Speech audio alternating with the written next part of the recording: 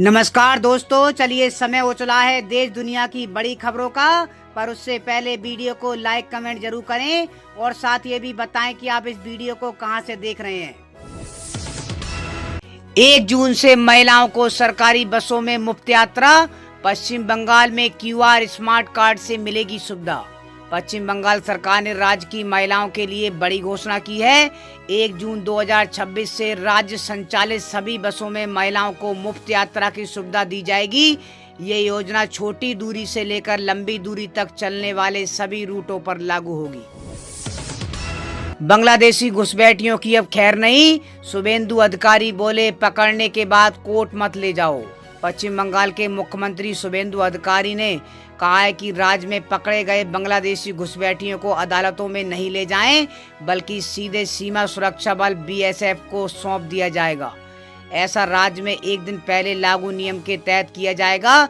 शुभेंदु ने हावड़ा जिला मजिस्ट्रेट कार्यालय में प्रशासनिक समीक्षा बैठक के बाद संवाददाताओं से कहा कि इस संबंध में पुलिस आयुक्त और रेलवे सुरक्षा बल आरपीएफ को निर्देश जारी कर दिए गए हैं। उन्होंने कहा, कल से नया नियम लागू हो गया है, जिसके तहत घुसपैठियों को अदालतों में नहीं भेजा जाएगा, बल्कि बांग्लादेश सीमा पर बीएसएफ को सौंप दिया जाएगा। मुख्यमंत्री ने एक ऐसी व्यवस्था लागू करने की घोषणा की जिसके तहत राज्य पुलिस द्वारा हिरासत में लिए गए घुसपैठियों को निर्वासन के लिए सीधे सीमा सुरक्षा बल को सौंप दिया जाएगा। सीएम अधिकारी की इस सख्ती से साफ हो गया है कि बंगाल में बांग्लादेशी घुसपैठियों की अब खैर नहीं है। कॉकरोच जनता पार्टी संस्थापक का दावा, 94% इंस्टाग्राम फॉलोवर भारतीय। इंटरनेट मीडिया पर ट्रेड करने वाले डिजिटल राजनीतिक व्यंग्यात्मक समूह कॉकरोच जनता पार्टी पर पाकिस्तान और आईएसआई से जुड़े होने का आरोप लगने के बाद इस ग्रुप के संस्थापक ने दावा किया है कि इंस्टाग्राम पर कॉकरोच जनता पार्टी के 94% फॉलोअर भारतीय हैं। पीएम किसान योजना पर सरकार का बड़ा अपडेट, इन किसानों को नहीं मिलेगी 23वीं किस्त। पीएम किसान सम्मान निधि योजना को लेकर मोदी सरकार ने एक बहुत बड़ा जरूरी अपडेट जारी किया है, जिसने करोड़ों लाभार्थियों के बीच हलचल बढ़ा दी है। अगर आप भी इस योजना के तहत अगली किस्त का बेसब्री से इंतजार कर रहे हैं तो ये खबर आपके बड़े काम की है।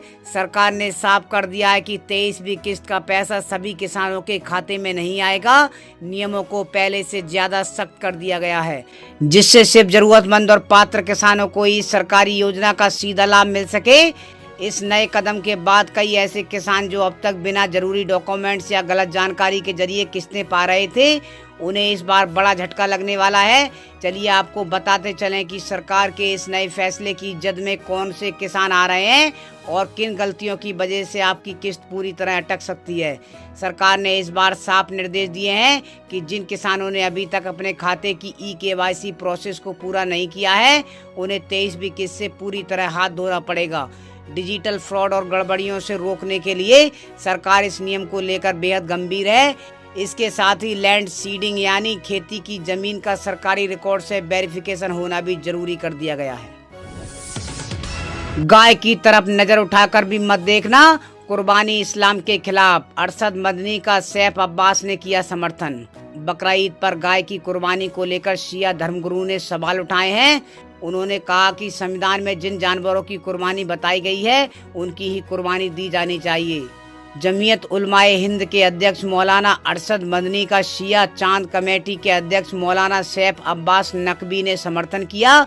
उन्होंने कहा कि देश भर में गौ हत्या पर सख्त पाबंदी लगनी चाहिए।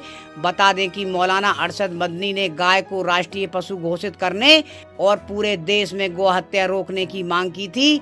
शिया धर्मगुरु मौलाना सैफ अब्बास ने कहा कि हमारा स्पष्ट कहना है कि ईद बकरा ईद के दिन आपको कुर्बानी करनी चाहिए। हमारे देश के संविधान में जिन जानवरों की कुर्बानी करने की अनुमति दी गई है, उनकी ही कुर्बानी करनी चाहिए। हमें गाय की तरफ नजरें उठाकर भी नहीं देखना चाहिए, क्योंकि हमारे हिंदू भाई उसकी पूजा करते हैं।